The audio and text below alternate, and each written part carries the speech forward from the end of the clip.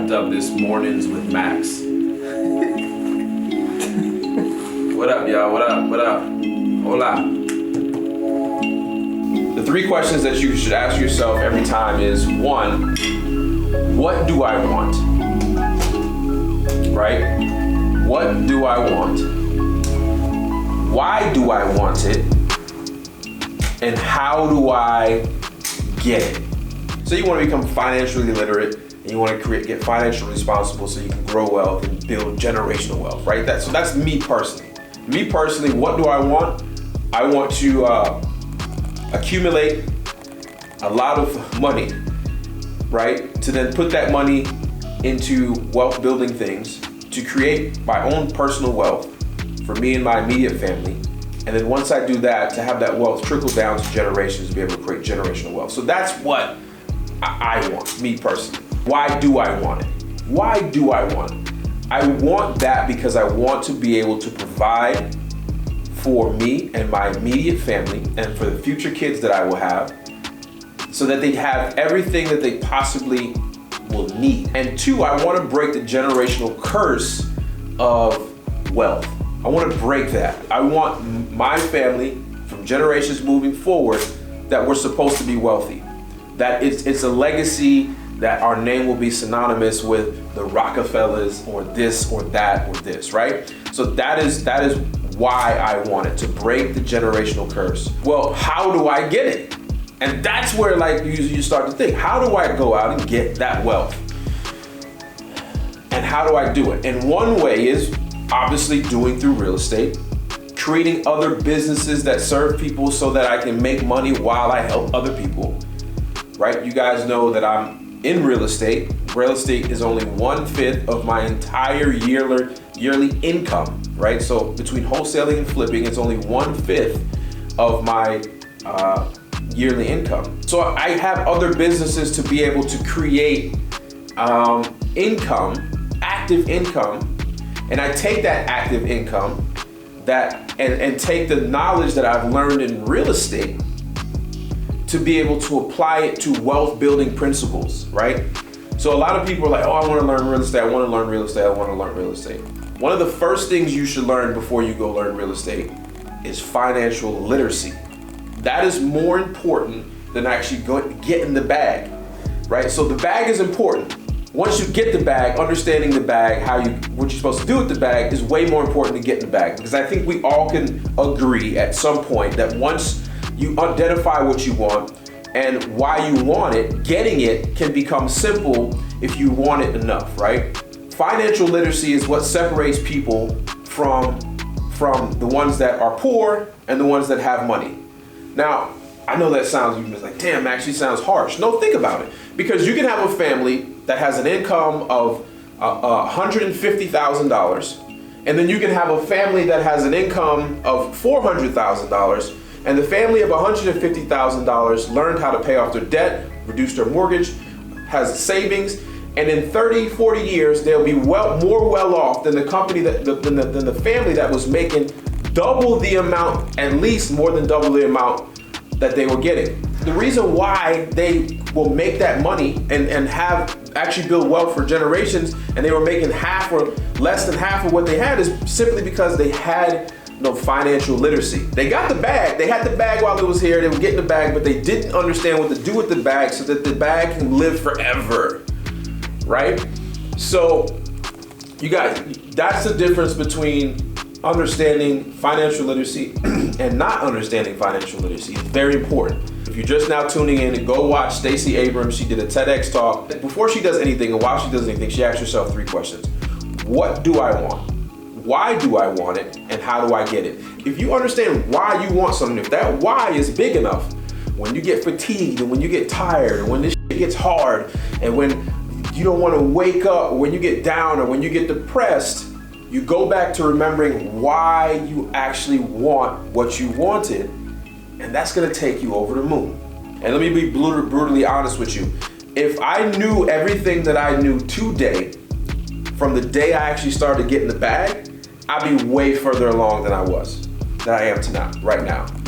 So understanding financial literacy should be something that everybody should be putting in their actual their program. I know you can read all the real estate books, read all this and that, but I challenge you, out of every 2 real estate books you read, you need to read another book that is about understanding how the wealthy build their wealth and all that type of stuff like that. But man, I appreciate you guys, and I'll see you on the next time. Peace.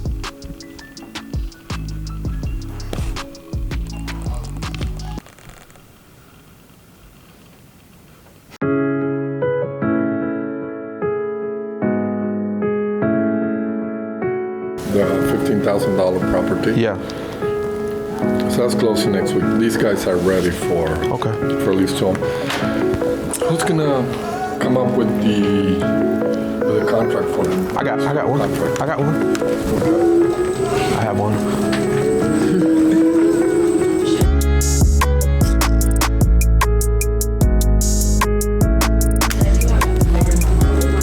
Meeting time, meeting time, meeting time, meeting time.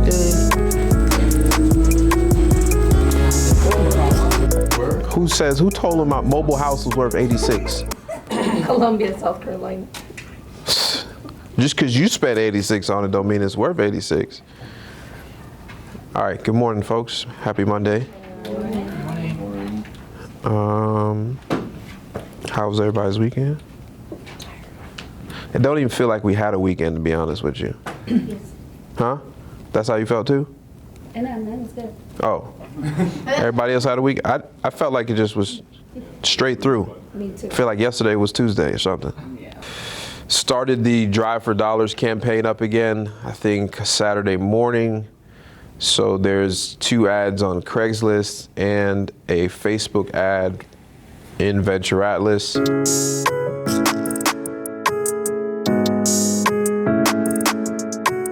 So the idea is, if we get 1,000 leads that week, I'm gonna pay out $2,500 in, which it doesn't matter, because if one of those is a deal, you're gonna 4x your output. Right? So, but that also means that once the lead is put in and once we do what we're supposed to do, then everything after that has to be efficient for us to then to make sure that you can 3-4x your investment. A lot of these properties that we're going to be coming up, that's going to come available first, I believe, is a lot of the low-end properties. All under 40,000, 50,000 are the ones that we're going to see a lot filtered to us first, because those people are just going to dump those properties first. There's less for them to think about. We then become the pawn shop for them.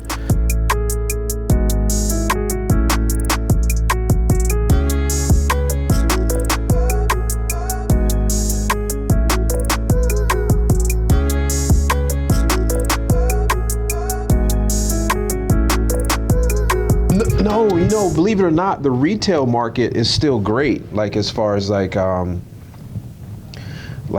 retail side, as far as like getting our properties on the market and flipping them, it's actually kind of picked up, because what happens is. Well, that's what I was sitting there thinking about the other day. When I was calling you, I was like, man, I wonder if it's an effect. And I thought, wait, you got all these people sitting at home, man. They're going to be trying to figure out what they can do, you know, they're going to start looking at houses. You know? Yeah, I think the main thing is, right before the coronavirus, we were in like a expansion phase where obviously, you know, it was perfect balance of houses on the market, houses off the market. It was actually a seller's market. So people were already pre-qualified, because, you know, people were looking at houses and only being able to see like 2 or 3 before they had to make their offer, because things were flying off the shelf. And I think the only thing that went down since the coronavirus is people listing their houses that they live in, right? Because obviously you don't want people walking through your damn house with this respiratory thing going on. So it's helped us quite a bit, where we don't actually have people in them. Yeah, for us, it's vacant houses, so it's good for us to still can do it. And we listed a house. It was like a couple weeks ago. We listed a house on Monday, and it sold Monday afternoon. No kidding. So it's crazy. It's crazy, but I'm enjoying it. I'm sure there will be a slowdown, because the banks have started tightening up on the credit requirements. Yeah. So it's coming. It's just not here right now. I think there's a lot of pre-approved people that were still going. Plus, I think with the feds pumping money in. Yeah. I think they still letting these FHA loans go through. and Right. So that's still good. So Yeah. and we're just staying under the first time home buyer price. Like, you know, Winston and try it. Well, Winston-Salem in particular, it's like 150 and below, 170 and below. So I ain't seeing no effect yet, bro. The city made me pay $3,500 just to get the permit, just to move dirt. And I'm like, wait, so I own a piece of land that I paid a transfer tax on, that I got to pay yearly taxes on, and you gonna make me draw a permit to move dirt on my own property? I understand pulling the permit, but making me pay $3,500 To move dirt. Come on. My contractor's like, bro, once you get the pad in, once you get the concrete pad, it's game on. All right, well, man, stay safe on the road and call me if you need me, brother. All right, brother. All right, man. Later.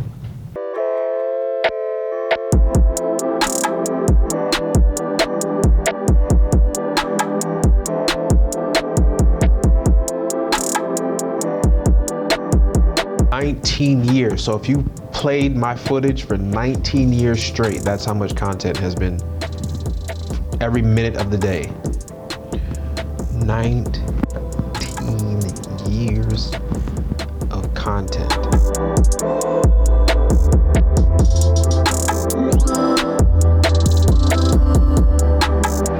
A lot of people think investing, there's a difference between investing and speculation. What do you mean investing? If you're investing into a company or stock, you're investing for the long term. If you're investing to think that it's going to go up in 6 months, you're going to take money out, you're being speculative. I paid $3,400 to get the permit from the city. Right.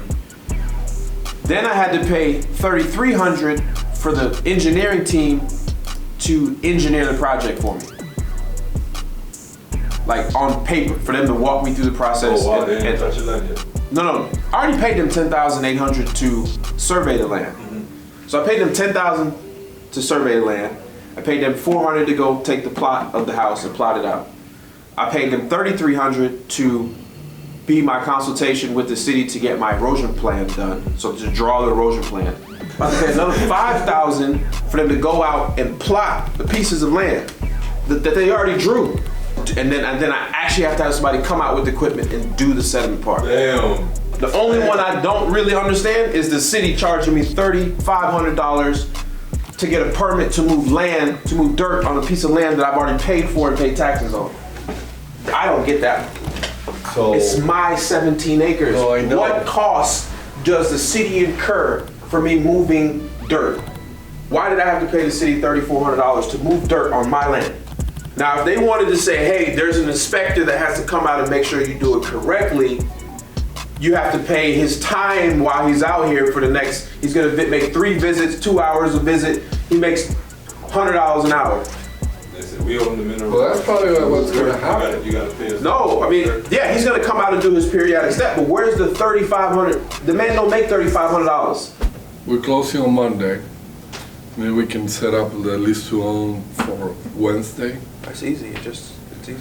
We need that if you can give it to Tammy and we'll work, I'll get the information for Tammy so we can, because we have to set up the terms and all of that so we can start working on that. So they're ready. How much are they putting down? So it's 5,000 now, and then it's 5,000 in like 30 days. So it's 10,000 really. Okay. Okay. And then we have, isn't there a condominium in Greensboro that we're supposed to be buying? Because OfferPad was offering him an astronomical. They're done. They're not. They laid off 35% of their workforce. They did. So OfferPad, but also the way they work, right? I mean, they give you a high offer, and then they go and they bring, So I explained that to him because they were offering him like twice what we were. And he understood when I told him, listen, this is the way they work. Made sense to him. And then there's one property that another wholesaler brought us that we're gonna buy. We're gonna send it out. That's the one with the extra lot. Don't know what I'm talking about? Vilma? Yeah. I didn't get an update on what the guy said when he said if we can move the date up or something like that. Yeah, no. So they still need the time to get their stuff out. That's May, right? Closing May. But yeah, everything is cool. Everything is a go.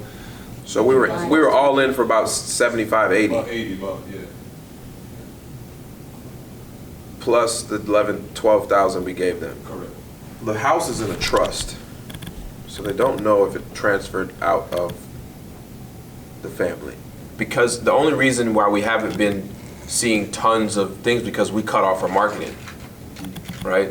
Like I cut it off. I cut off PPC. I cut off all of these things. So you got to think of all the last few months we haven't been doing any outbound marketing, 0. Because we were setting up this side of the business. But these are conversations I can have with these people in the room because I've known these people, I understand these people, and it's like I don't get to vent my frustrations much about about everything that goes on. Because you gotta understand, because I know you enough that if you were in my position, you'd be in Bali. You wouldn't be here building this. I already know, bro.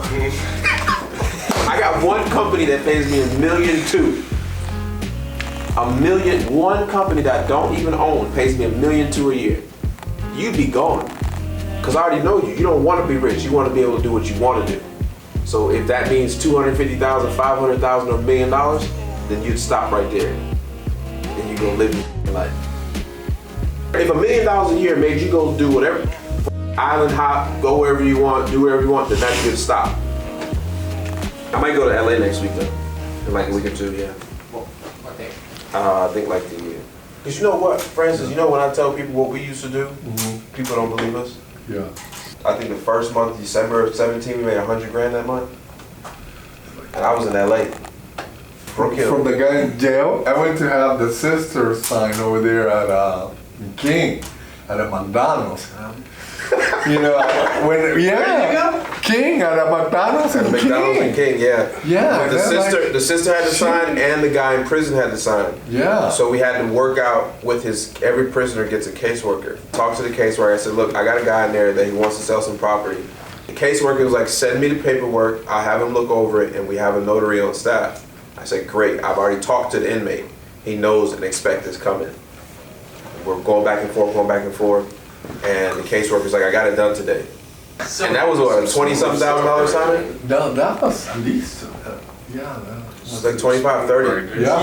That lady bought that house for her son, right? Yeah. Believe it or not, our retail market's great. So any flips that we have are selling fast. I haven't, and we're a company that we buy distressed properties.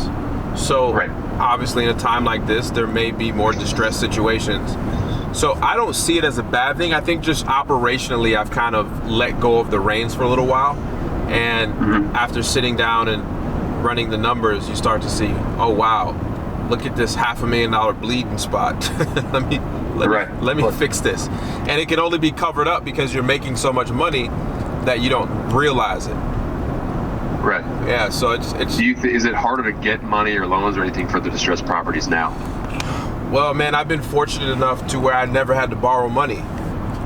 So it's cool, and plus we got a $30 million fund behind us before all of this happened anyway. So, you know, real money during this time is when actual real people that understand real estate will buy. And it's not quite yet, but when it does happen is when we'll be buying more than ever. The film industry just completely shut. Oh, I can imagine. Came to a standstill. I mean, the honesty of it is, it'll pick back up, it'll be fine, but as of now, nothing's happening. I mean, everyone's just furloughed or at home or working on stuff. You know, I knew we have a few potential things, but as of now, we can't get any answers.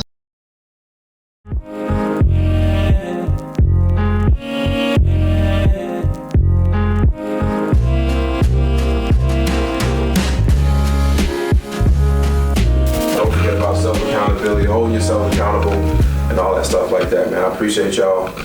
Peace.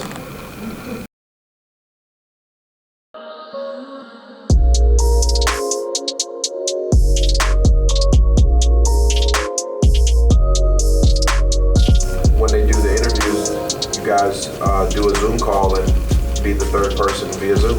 Alright, I got. So I'll create a trust. We'll do a deed of transfer. And actually, I can do that myself, to be honest with you, because it's just transferring the deed. I'm wondering if we got to get title work to put it in the trust. So we'll just do a closing that way. It's the cheapest first class ticket Ever, right? No. $1,000. How much? $1,000. First class. All the way to LA. Yeah. Last minute. Yeah. Did you research that, or you just came up with that? It's part of the same process like the dealership. Because what me and Shannon was saying is like from our experience in the last times we've been interviewing, it's like we can't really gauge nobody by the interviewing process until we actually bring them in here and put them on the phone. Finding qualified leads is something you're gonna have to put together yourself. Skip tracing, you're gonna use REI Skip. You need to go back to like the beginning of like learning wholesaling and what a lead is and what you do. Yes, do I think it's important to learn how to wholesale REO properties? I think it's always important to every day to learn more and more in real estate, every single possible day. If you're looking for one deal, don't look at my business, don't go out and look at all these other people's businesses, look at your business, one deal. You need one deal. How long did it take you to get my first rental property? Man, I probably did a whole year of wholesaling before I got a rental property. You look at my YouTube, if you go back and watch my old videos first, I would say the most important thing is to just focus on one deal. You're focused on solving one problem. I know there's a lot of YouTube videos, there's a lot of influencers that have trying to show you how to do 50, 60, 10, 12 deals a month. The reality is you need to focus on one. Get one deal, and that's it. Once you figure out how to do one deal, you can do another deal, then another deal, another deal. Do I do fix and flips? Yes, I do. I'm actually gonna take you guys to a fix and flip later today. I used to do 200 calls a day with my single cell phone.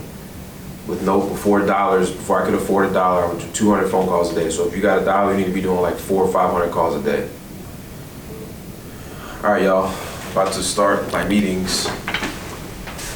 You got 5 showings? Yeah. We just listed it yesterday. Yesterday afternoon. Yesterday afternoon. Yeah. 5 showings. Yeah. Nice. We have a meeting, right? Yeah. Balboa's listed. And 5 showings today. Yeah, first one, 9:30 this morning. Great. 3 minutes. So we'll see. I think it's priced just right, maybe a little under, but it's priced to move. Yeah. I zoomed out on the map. There's nothing for sale. No. Yeah, that price. I looked at the, what's in the market at that price range in that city, and it's nothing, not much. So. And that's a 2006 house, right? Yeah. So that's the newest one I seen that was available too. Yeah, but for some reason there's been some few houses that age in that area. There've been some building in that. They did tell me they was originally supposed to clear off a lot of the land in that area and allow people to build. Yeah. So I don't know if it ever happened, but Yeah, must have, because. we'll hopefully get an offer. It's a seller's market. You can say what you want to say. So what I'm saying is, if you get 2 offers, one for 119 and one for 116, or 117, and one guy says I'm not going to ask for any repairs, then what do you think I'm going to take? If you get into a multiple offer situation, just say your client is very sensitive about the repair request. But if I'm pivoting and saying we need to pivot and go higher, and y'all telling me the latest interview we have is 14 days away, that's 2 weeks of payroll that we haven't pivoted fast enough to start to catch up the back end. Or it could be I could hire somebody on the 7th and have them already a week inside of training. You just see what I'm saying? And if we're in a pandemic, there should be it should be people lined up outside like we're giving away money. For me, if I was doing the interviews, I'd load a day up as much as possible, where I was just bang, bang, bang, bang, bang, bang. Yeah, she said the reason she had picked those days were, those were the availabilities. People were only having Wednesdays and Thursdays. like Mondays and Tuesdays with like doctor's appointments and stuff like that. And Fridays, we don't want to go nowhere Friday. I'm gonna tell you what. You should probably just remove them from the list. Yeah, because when I needed a job, you could have called me at 9:05, tell me I got to be at 9:10. I'm there. Yeah. So just that. Oh yeah, let me job interview on the 14th. It's the first of the month. What you mean? Well, they just wanna... My take on it. I'm just saying, like, if I needed a job, I'm gonna try to get, especially because I got to work a week in a hole. I need a job now.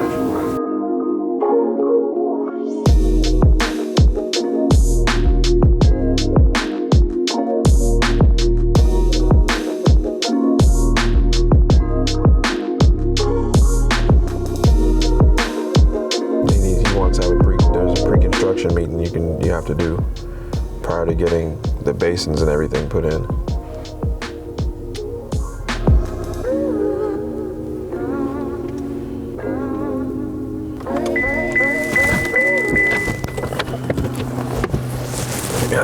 Changing the hot water heater was all they would have had to do.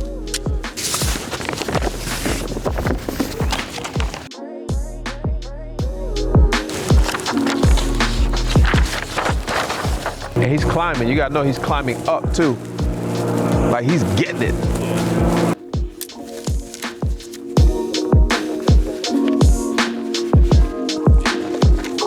This is the way to look at it right here. You're standing right here. This is all paved. It goes that and it goes to the side of my garage. It'll split about where that stump is and go that way as a gravel road back to my barn. Okay, I see. 2010 and saying 10 years ago, which one has a bigger impact? You know what I mean?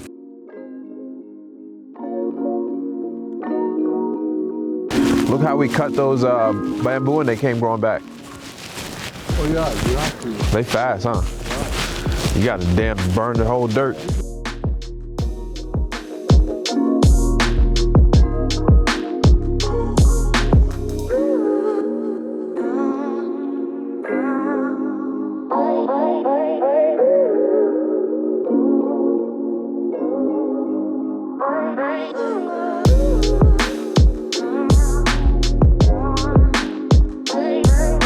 Look at these fresh deer tracks.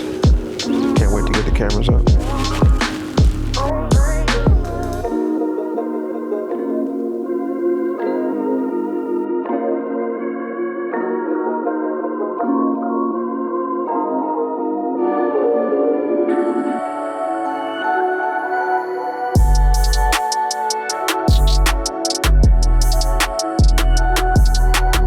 Today is our pre-construction meeting. So if you look at all the tall trees way in the back, you can't see it, it's like way in the back. That's where the property line is.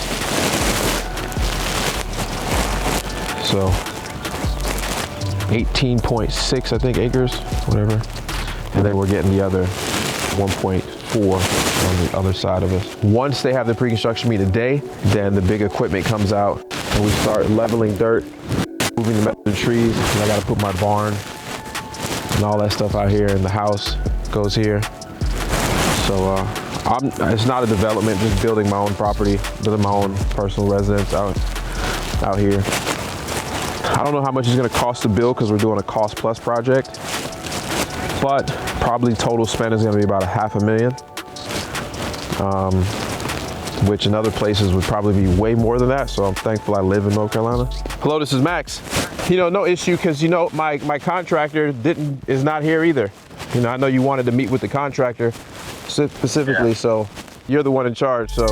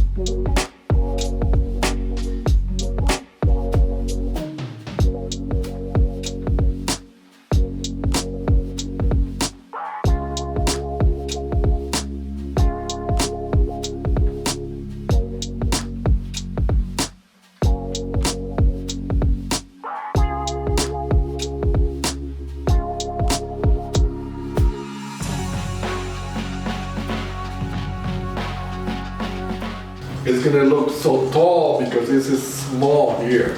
So we're gonna have to come up a little more. So it doesn't look as, you know, so some big tall thing here. So why Come out like half. So why not take it to this level? Are you saying you no? Yeah, that's the thing. Usually you go, you know, flush with this part. Usually, Yeah. but you're also going to put a thing on it. No, Just finish it up and then just have a little step up. I don't know. Nobody's going to say anything crazy. Here and then Okay. So from here to here, yeah, that'll be better. yeah, from here straight up. Yeah. It feels good to me. Yeah. But The way always crushes the bathroom. Good job. yeah. Yeah. He could probably do this in his sleep now because we've had this pattern so many times. I know, right? So we paid. So it's $120 for the home. Yeah. Hacking. Francis hacking. He's showing y'all his hacks. So this is the tile. It's a little dark, you know, but I think with the it's light. Yeah. So it's gonna be a good contrast. yeah. It's gonna be the effect. Let me show y'all something. This looks like real tile, right? It's this real thick vinyl. And when they put that down in the bathrooms, looks real good. All right, guys, so if you haven't seen this house, Dave, what vlog was this in? So go look at my YouTube channel. How I cash flow. Yes, go look at the YouTube video about 4 or 5 videos ago called How I Cash Flow and see the when we first got this house a couple weeks ago. So go to Cash flow my rentals. Cash Flow My Rentals and see this house before we actually did anything on it. Guy says that's ugly. That's fine. Or she said that's ugly, sorry. It may be, but we've never had a house not sell.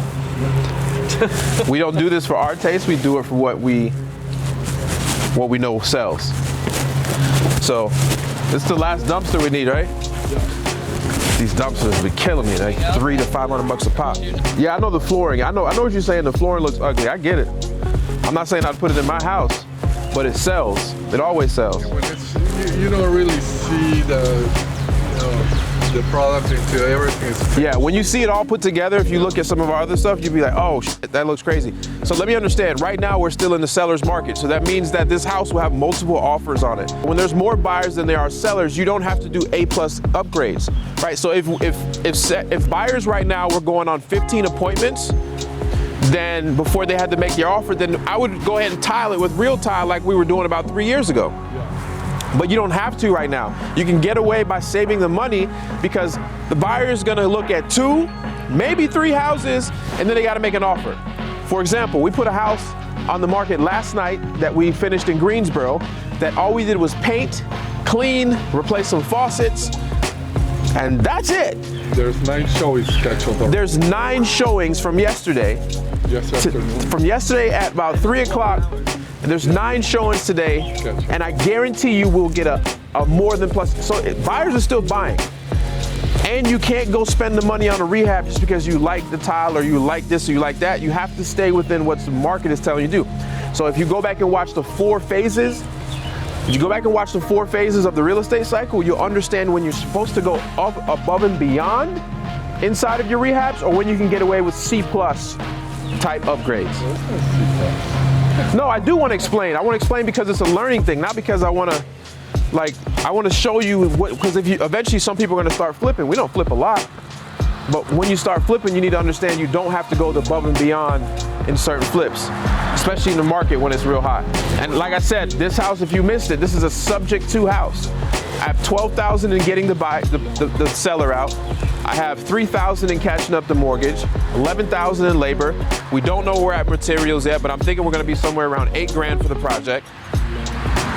So we'll have 20 in this whole thing. And we'll probably have invested $35,000 cash. And I'll probably make about $40,000 to $45,000 by the time this thing sells. And if the market decides to bottom out before I put this on here, I'll only have $35,000 cash in it, and I can rent this thing for $1,200 a month. And I'll wait it out until it goes up. So you gotta have multiple exits on this thing. Anything to say, Francis? No, we're good. So listen to this. In my house, okay, I put vinyl, this nice thick vinyl, and it's warmer, softer. I love that. If I would have put tile, Cold tile? I would be in the morning, every day is like, you know, so cold.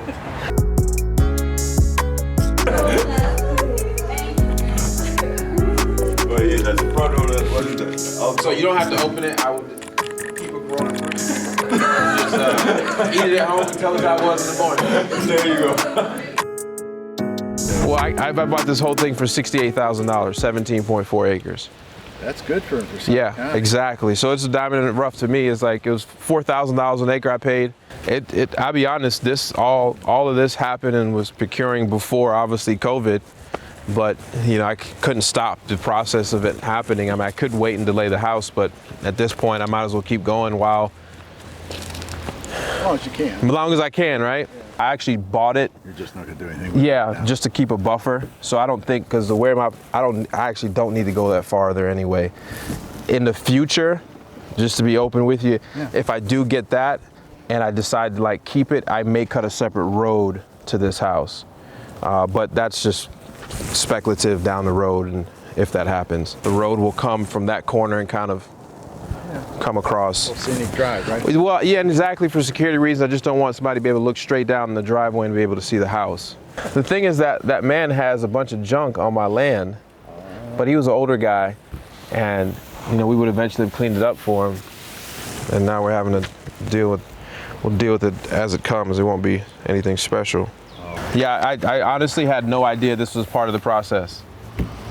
I just didn't think I'd never done a project this big. I invest in real estate. I flip houses all the time. We flip them all the time, but never have we ever built, and we've never really had to disturb land at all. So you're right. More with the inspectors and stuff and codes and all that. Correct, yeah, so we never really have to do. This is the other side of the code. This is before we get there. It was somebody else had to do this stuff before they built the house. Yeah. They made me sign a piece of paper saying that I was the financially responsible for whatever may happen. Yeah. Whatever. That's why we do that. And some people don't understand that either. Yeah, for whatever happens. Yeah. Okay, ladies and gentlemen, so we got our first offer. Not even 24 hours later. Not even 12. Yeah, and it's a nice clean offer, above asking. Told you. Yes, $600 above asking. I knew it would be above asking though. Yes.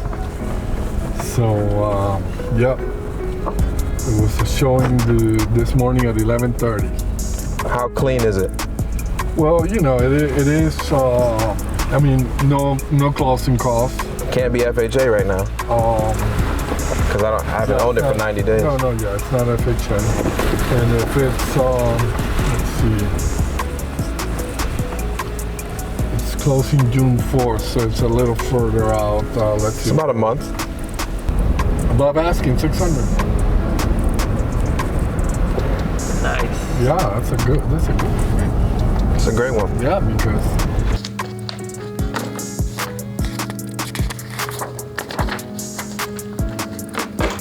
I don't know why he doesn't have this stuff digital yet. He's chasing me down. It's Monday. Max, need your signature. perfecto, thank you. Gracias, Francis. Welcome to the 20th. I don't want that pen. You see my pen? It did write smooth though. Hey, I like mine. It wrote smooth. Hey, thanks for the jacket, man. Looks good, right? Yeah. What do you think? Style. My girls like it. Like you were a fighter pilot back in your day. Yeah. That out to digital.